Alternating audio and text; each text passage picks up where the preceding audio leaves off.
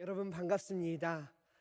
오늘도 설 명절 연휴 기간임에도 불구하고 또 하나님의 예배를 사모하시는 마음으로 또 하나님을 만나겠다라는 간절한 열망과 목마름의 마음을 가지고 수요일 예배 가운데 나오신 여러분 모두를 진심으로 환영하고 축복합니다. 우리가 이 시간 설 명절 가운데 귀하게 나온 만큼 서로가 서로에게 좀 축복과 격려를 전하며 말씀의 자리로 나아갈 수 있었으면 좋겠는데요. 여러분 혹시 결례가 되지 않는다면 옆에 계신 분들 따뜻하게 한번 바라봐 주시면서 이렇게 한번 인사해 볼 수 있었으면 좋겠습니다. 하나님의 복이 당신의 삶에 가득하시기를 바랍니다. 좌우 앞뒤로도 한번 인사해 주시면 감사합니다. 아이고 감사합니다. 너무너무 감사합니다. 오늘 우리가 살아가는 시대가 조금은 험난하고 조금은 각박한 시대이지만 여러분들께서 나누어 주시는 이 귀중한 그리스도의 사랑의 마음을 통해 넘어져 있는 우리 사랑하는 주의 지체들이 다시 한번 일어서게 되는 놀라운 역사가 여러분들의 마음에서부터 시작될 줄로 믿습니다. 더 나아가서는 여러분들의 마음, 그 모습 하나님께서 기뻐 여기시고 또 오늘의 예배와 말씀을 통하여서 넘치는 은혜와 감격 충만히 부어 주실 줄로 믿습니다. 오늘 여러분들과 말씀을 함께 나누어 볼까 하는데요. 오늘은 여러분들에게 짧은 시 한 편을 소개해 드리며 말씀을 함께 살펴볼까 합니다. 얼마 전에 제가 기독교 칼럼을 잠깐 살펴보다가 우연찮게 이 시 한 편을 바라볼 일이 좀 있었는데요. 저에게 짧은 시였지만 굉장히 인상 깊게 다가왔던 부분들이 있어 여러분들에게 잠시 소개를 해드릴까 합니다. 제가 오늘 여러분들에게 소개하고자 하는 시는 이 미국에서 19세기 초에 대중시인으로 활약했던 이 엘라 휠러 윌콕스라는 여성이 쓴 이 운명의 바람이라는 시인데요. 제가 잠깐 여러분들에게 이 시를 읽어드리도록 하겠습니다. 잘 들어보시길 바랍니다. 같은 바람에도 돛이 바라보는 방향에 따라 한 척의 배는 동쪽을 향하고 또 한 척의 배는 서쪽으로 향한다. 행로를 결정하는 것은 바람이 아니다. 운명 또한 바닷바람 같아라. 평온한 운명이거나 소란한 운명이거나 영원히 바라보는 방향을 따라 인생의 행로가 나뉘는구나. 굉장히 짧고 간단한 시인데요. 여러분, 시인이 이 대중들에게, 독자들에게 전달하고자 하는 이야기가 어떤 내용일까요? 그것은 바로 이 바닷길을 다니는 배는 어떠한 목적지를 향해 나아갈 때에 분명 바람이라는 요소가 중요한 영향을 미치기도 하지만 그것보다 더욱더 중요한 것은 내가 타고 있는 배의 돛을 어떤 방향으로 설정하느냐가 더욱더 중요하다라는 이야기입니다. 다시 말해 오늘 시인은 바닷길과 같은 평탄하지 못한 인생을 살아가는 우리 연약한 인간의 삶 가운데에 아무리 심각한 폭풍과 태풍이 다가올지라도 어떠한 고난과 시련이 다가올지라도 내 스스로 어떤 방향을 바라보고 어디를 향해 나아가느냐에 따라 우리에게 주어진 인생이 극명하게 달라질 수 있다라는 것을 강조하고 있다라는 것이죠. 더 나아가 똑같은 바람에도 똑같은 고난과 역경을 당해도 우리가 그것을 어떻게 느끼고 또 그 어려움 속에서 무엇을 바라보느냐에 따라 우리의 삶의 결과는 무척이나 달라질 수 있다라는 것입니다. 여러분들과 오늘 이 시를 잠깐 나누고자 했던 것은 한 주 동안 말씀을 묵상하면서 그런 생각을 해봤습니다. 우리 신앙인들이 바라보아야 할 영적인 방향, 궁극적인 방향이 바로 이런 부분들이 되어야 되지 않을까. 우리가 정말 참되게 하나님을 믿는 그리스도인이라면, 하나님 안에서의 참된 신앙인이라면 우리가 바라봐야 할 영적인 방향이 여기에 있지 않을까, 이런 생각을 해보았다라는 겁니다.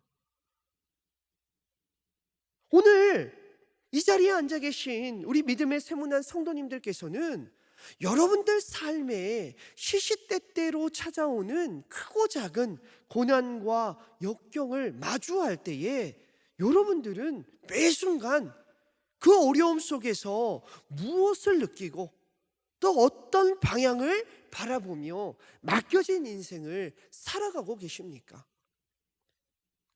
오늘 다른 무엇보다 주어진 말씀을 통해 끊임없이 우리의 삶 가운데에 다가오는 크고 작은 시련과 환난이 다가올 때에 이런 어려움 속에서 우리 신앙인들은 무엇을 바라보고 또 어떠한 영적인 방향을 바라보며 나아가야 될지에 대해서 그런 하나님의 메시지를 선명히 발견하고 깨달을 수 있는 우리 믿음의 성도님들 되실 수 있었으면 좋겠습니다. 특별히 오늘 우리에게 주어진 이 성경에 등장하는 한 인물을 바라보면요, 예수 그리스도를 진짜로 만나고 경험한 그런 인생이라면 녹록하지 않은 세상의 환경 속에서 우리 신앙인들은 어떤 방향을 바라보며 세상을 향해 나아가야 될지에 이런 명확한 영적인 해답을 제시해 주는 성경의 인물이 오늘 본문 가운데에 등장합니다. 여러분, 이 인물이 누구일까요? 바로 사도 바울입니다. 아마 이 자리에 앉아 계신 여러분 모두가 너무나 잘 알고 계신 인물이지 않을까 생각이 드는데요. 여러분, 사도 바울이 누구입니까?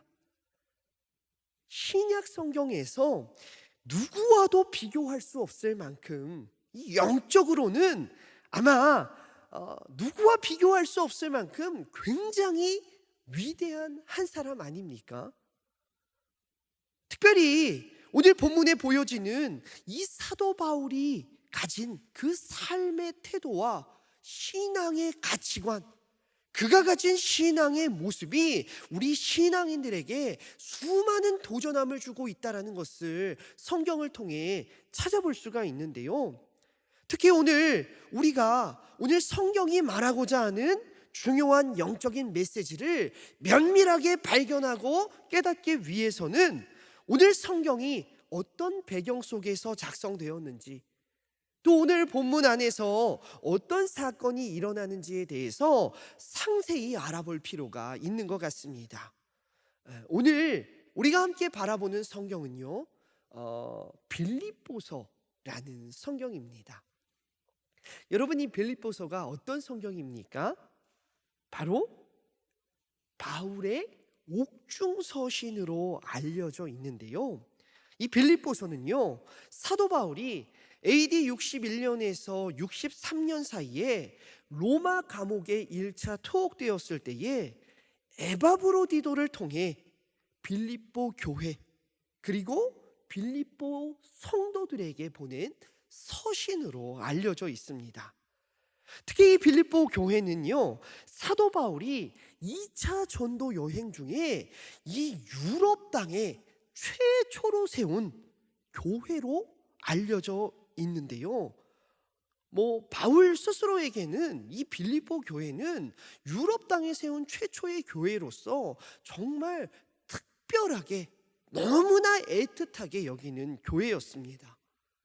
게다가 이 빌립보 교회는 사도 바울이 개척한 이후에 얼마 지나지 않아 여러 문제와 소란이 발생하여서 부득이한 사정으로 이 바울이 빌립보 교회를 개척했지만 오랫동안 사역을 감당하지 못하고 이 빌립보 교회를 떠나야만 했는데요. 복음을 받아들였던 믿음과 신앙의 연수가 그렇게 길지 않았음에도 불구하고 이 빌립보 교회는요, 오랜 시간 동안 사도 바울이 전도 사역을 감당하는 데 있어서 그 어떤 교회보다 물질적으로나 또 영적으로 기도의 동역, 수많은 도움을 주었던 신실한 교회로 알려져 있습니다. 오늘도 여전히 사도 바울이 로마 감옥에 투옥되어 있다는 소식을 듣고 바울이 사용할 물품을 십시일반 마음을 모아서 그것을 기도편에 보냈던 거예요. 여러분, 바울 입장에서는 이렇게 신앙의 연수가 길지 않았지만 이렇게 영적으로 든든히 서가는 빌립보 교회의 성도들을 바라보며 얼마나 뿌듯하고 얼마나 많은 감격과 기쁨이 있었겠습니까? 이 빌립보서라는 성경을 면밀히 살펴보면 이 바울이 빌립보 교회와 성도들을 향해 얼마나 많은 기쁨을 가지고 있었는지가 여실히 묻어져 나온다라는 것이죠. 그런데 여러분, 오늘 사도 바울이 이 빌립보서를 작성하면서 빌립보 교회 성도들에게 전하고자 한 메시지는 단순히 자신을 도와주는 그 도움을 통한 기쁨을 전달하고자 이 서신을 작성한 게 아니었다라는 거예요. 너희들이 나를 도와줘서 내가 너무나 기쁘다. 믿음의 연수와 신앙의 연한이 작지만 이렇게 성장하는 모습을 보니 너무나 기쁘구나. 단순히 이런 마음을 전달하고자 이 서신서를 작성한 게 아니었다라는 거죠. 더 큰 이유가 있었다라는 겁니다. 그 이유가 어떤 이유였을까요? 빌립보서 1장 12절에서 14절의 말씀을 우리 같이 한번 읽어볼 수 있었으면 좋겠습니다. 제가 시작하면 같이 한번 읽어주시면 감사드리겠습니다. 자, 시작. 형제들아, 내가 당한 일이 도리어 복음 전파의 진전이 된 줄을 너희가 알기를 원하노라. 이러므로 나의 매임이 그리스도 안에서 모든 시위대 안과 그 밖에 모든 사람에게 나타났으니 형제 중 다수가 나의 매임으로 말미암아 주 안에서 신뢰함으로 겁없이 하나님의 말씀을 더욱 담대히 전하게 되었느니라. 아멘. 여러분, 사도 바울이 빌립보 교회 성도들을 향해 뭐라고 이야기하고 있습니까? 내가 현재 어떤 일을 당하였다. 어떤 일을 당하였는데 그 일 때문에 복음 전파 사역의 진전을 이루게 되었다. 복음 사역의 새 국면에 맞이하게 되었다라는 거예요. 여러분, 이것이 무슨 이야기입니까? 여러분, 사도 바울이 닥쳤던 일, 그 일이 어떤 일이었어요? 바로 서두에 언급했듯이 사도 바울이 전도 여행 중에 로마 감옥에 갇히게 되는 시련과 마주하게 되었다라는 것이죠. 그런데 그는 어떻게 이 어려운 일로 인해 자신의 복음 전파 사역에 진전을 이루게 되는 이런 놀라운 일이 다가왔다라고 여기고 있었던 걸까요? 여러분, 사실 당시의 시대적인 배경을 살펴보면 이 바울이 로마 감옥에 갇혔던 상황은 결코 가벼운 상황이 아니었습니다. 쉽게 말해 이 당시 바울이 로마 감옥에 갇힌 이유가 가벼운 죄라고 여겨지는 간단한 상황이 아니었다라는 거예요. 오늘 본문에 기록된 대로 바울은 나의 매임, 즉 내가 감옥에 갇혔던 것을 당시 모든 시위대가 관여되어 있었었고 그 밖에 모든 사람들이 알았었다라고 이야기하고 있는데요. 여기서 바울이 말하는 시위대는 로마 시위대를 말합니다. 특별히 이 로마 시위대는 중요한 특징이 있었다라고 해요. 그것은 다른 것보다 당시 이 로마 시위대가 가진 군사적인 권한이 일반적인 범주를 넘어서는 특별한 권한을 가지고 있었다라는 겁니다.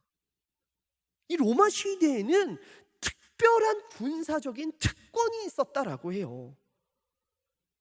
그것이 어떤 부분일까요? 여러분, 역사적인 기록을 살펴보면 실제로 어떤 시기에는 로마 황제가 큰 잘못을 저질렀을 때에 이 로마 시위대가 황제를 향해 칼을 빼들어 겨누었을 만큼 남다른 군사적 권한을 가지고 있었다라고 합니다.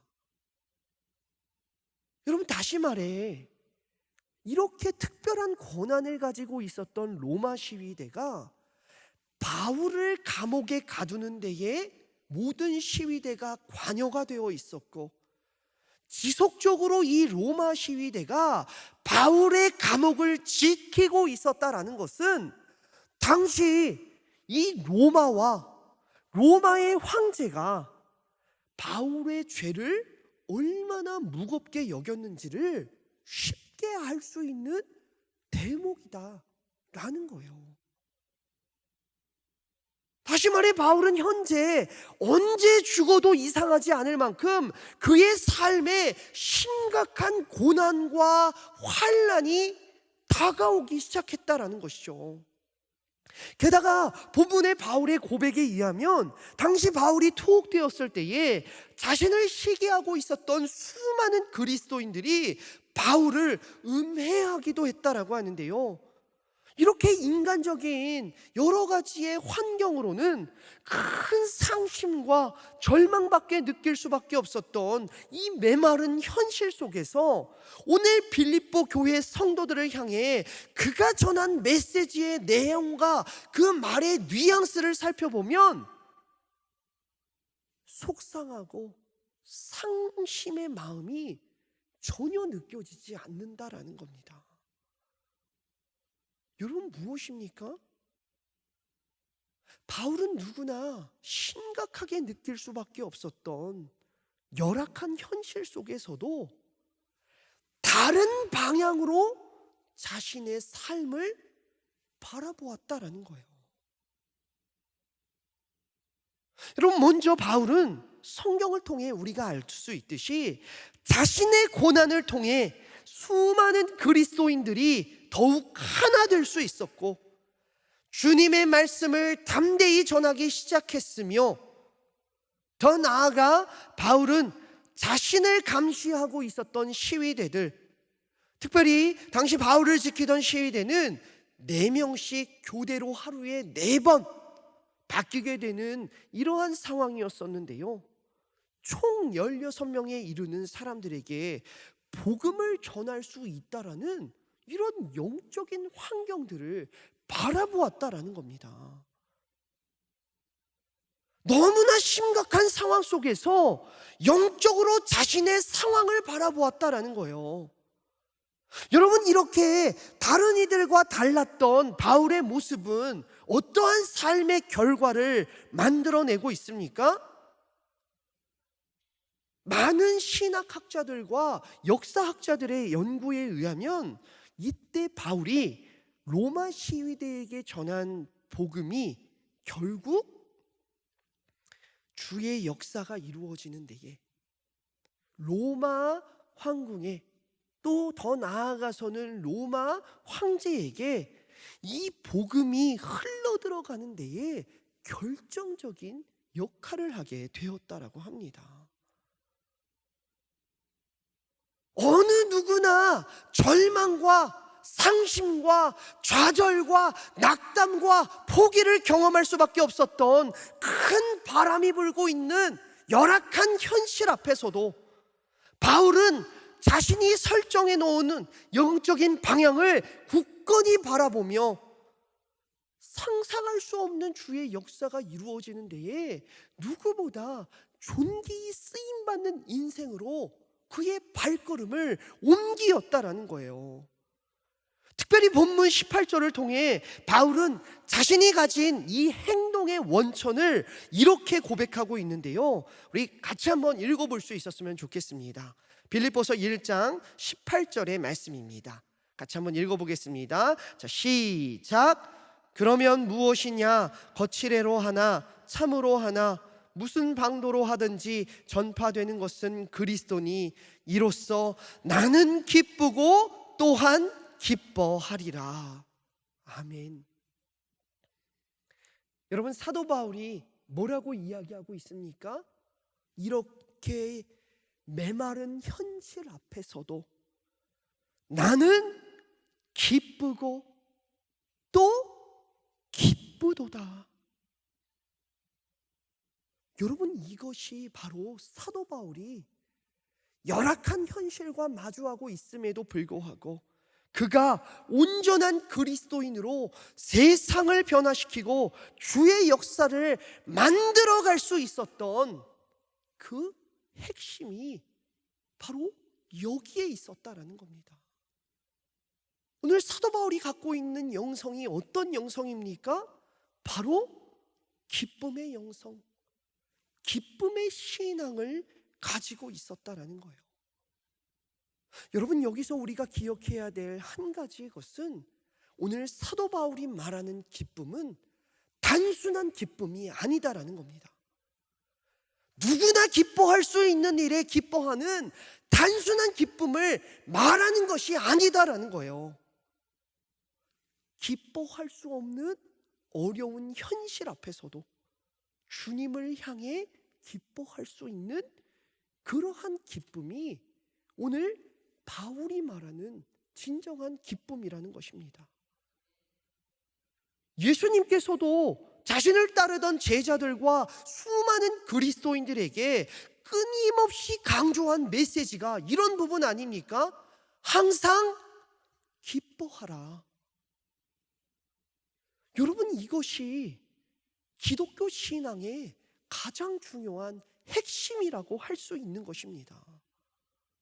오늘 사도 바울은 빌립보 교회 성도들을 향해 그들의 모습을 보며 단순히 내가 기쁘다, 이런 단순한 마음을 전달하려 이 빌립보서라는 서신을 작성한 것이 아니라 자신의 투옥 앞에서도, 그리고 앞으로 그리스도인으로서 마주하게 될 세상의 많은 환난과 역경 속에서도 주를 향한 참된 기쁨, 이 영적인 방향을 신앙인들로서 결코 놓쳐서는 안 된다라는 것을 간곡하게 전달하며 강조하고자 했다라는 것이죠.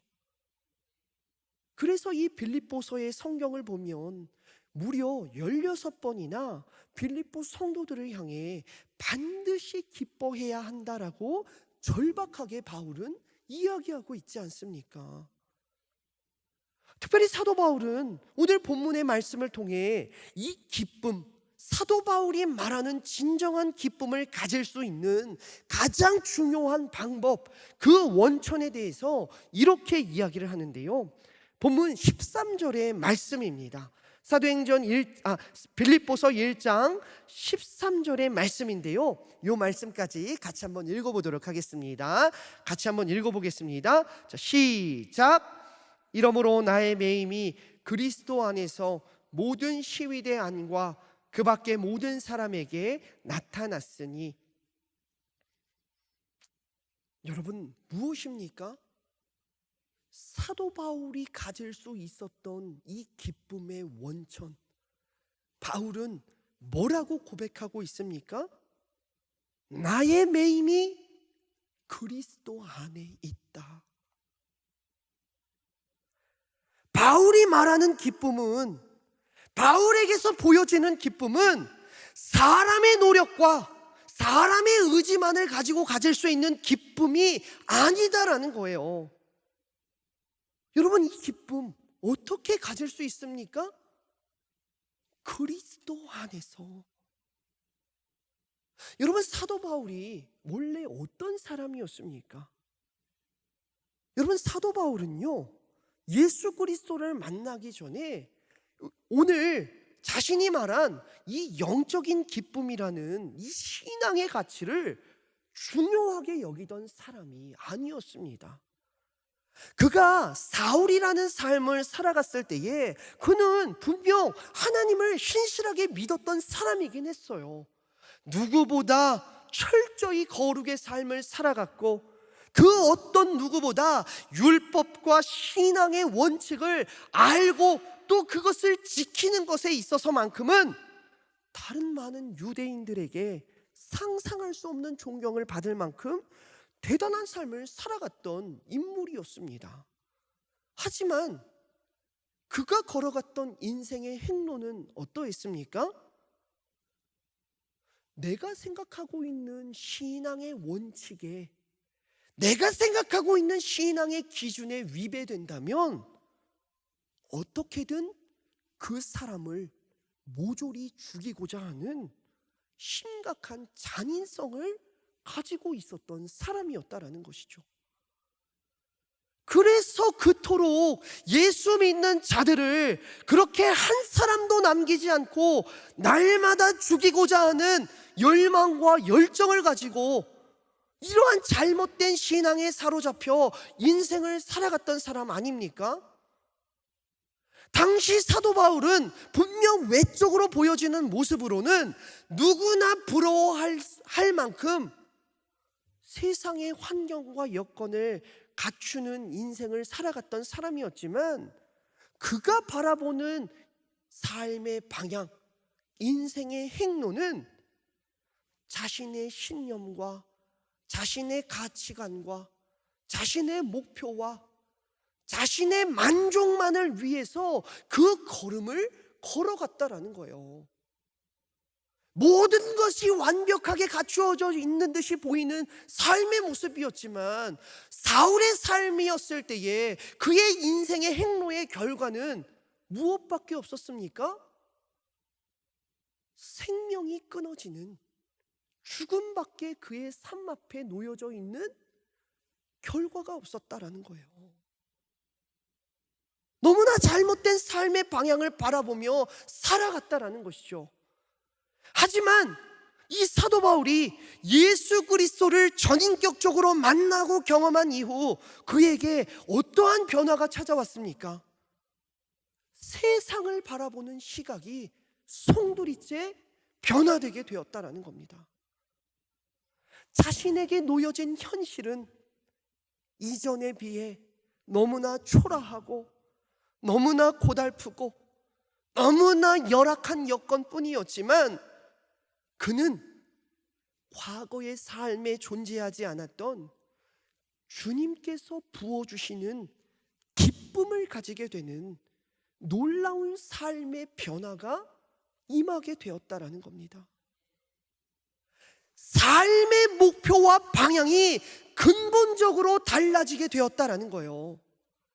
여러분, 이것이 우리 신앙인들의 마음 가운데에 반드시 새겨야 할 인생의 방향이라는 것입니다. 무엇을 바라보느냐에 따라 우리들의 삶의 모습이 극명하게 달라질 수 있다는 거예요. 특별히 오늘 우리가 기억해야 될 한 가지는, 내가 예수님을 진짜로 만나고 경험했다면 이런 삶의 모습이 우리의 인생의 자리에서 드러날 수 있는, 그 모습이 근거로 드러날 수 있어야 한다는 겁니다. 우리에게 잘 알려져 있는 미국의 복음주의 목사이신 폴 오셔 목사님도 자신의 저서 이 회심이라는 책에서 이런 이야기를 하십니다. 사도 바울의 변화를 바라보며 기독교인들을 향해 그리스도인들이 신앙생활에서 반드시 이루어야 할 진정한 회심은 이처럼 삶의 생각과 방향이 반드시 변화되어야 한다 라고 이야기를 합니다. 여러분, 이게 무슨 이야기입니까? 내가 진짜 주님을 만나고 회심했다면 이런 삶의 변화가 반드시 찾아올 수 있어야 된다는 거예요. 그러면서 그는 그리스도인들을 향해 이런 설명을 덧붙입니다.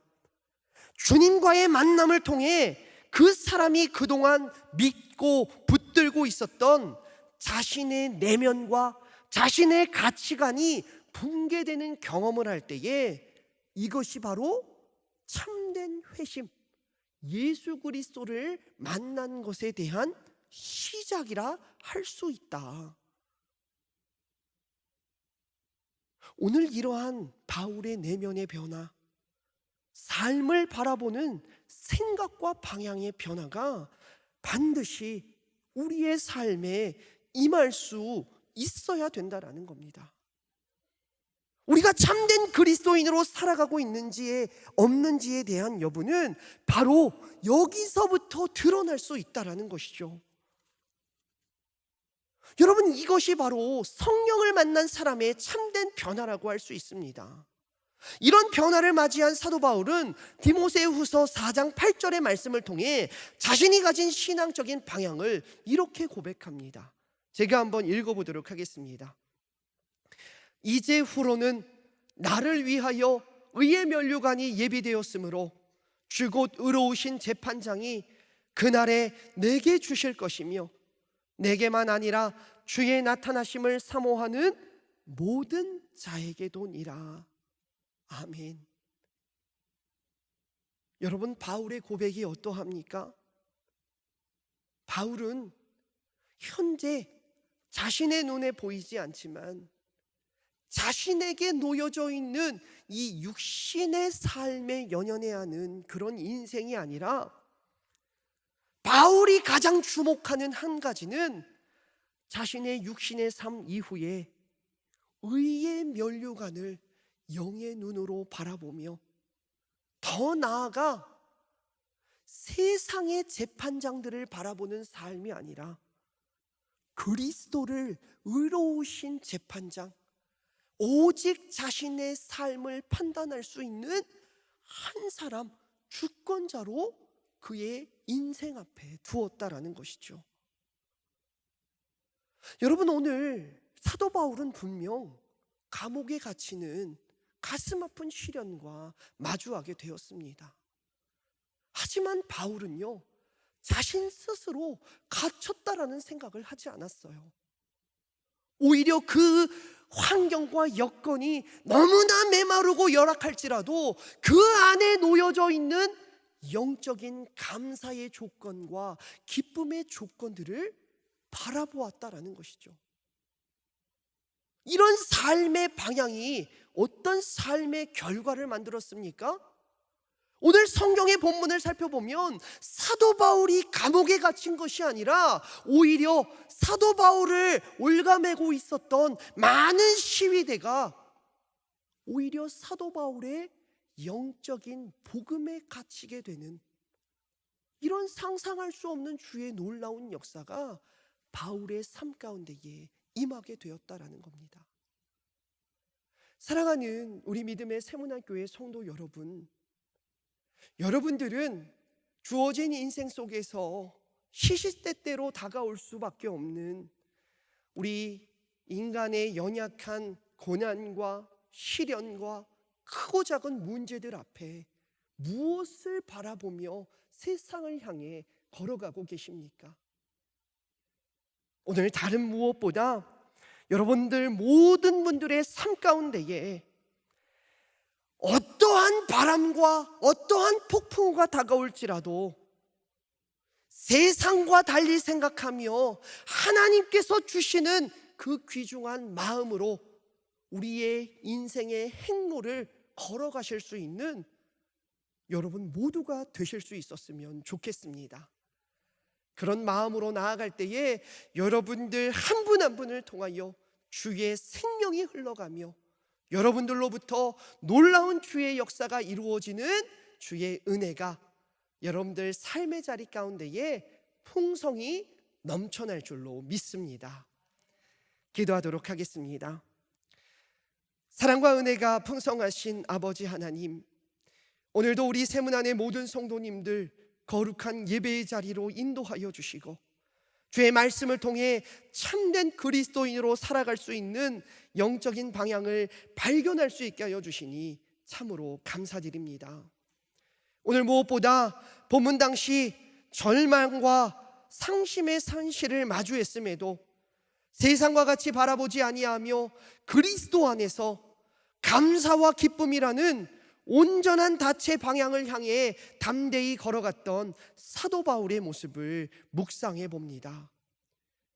지금껏 작은 어려움과 힘듦에도 매 순간 흔들리며 세상과 같이 반응하고 행동하였던 저희들의 연약한 모습이 있었다면 주님, 저희들을 용서하여 주시고 오늘 말씀이 우리의 삶의 영적인 표대가 되어 다시 한번 주님과 함께 걸어가며 어떠한 고난과 역경 앞에서도 하나님만 바라볼 수 있는 우리 믿음의 성도님들 한 분 한 분 되실 수 있도록 주님 함께하여 주시옵소서.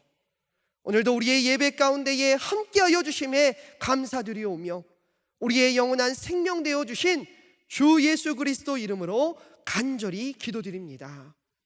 아멘.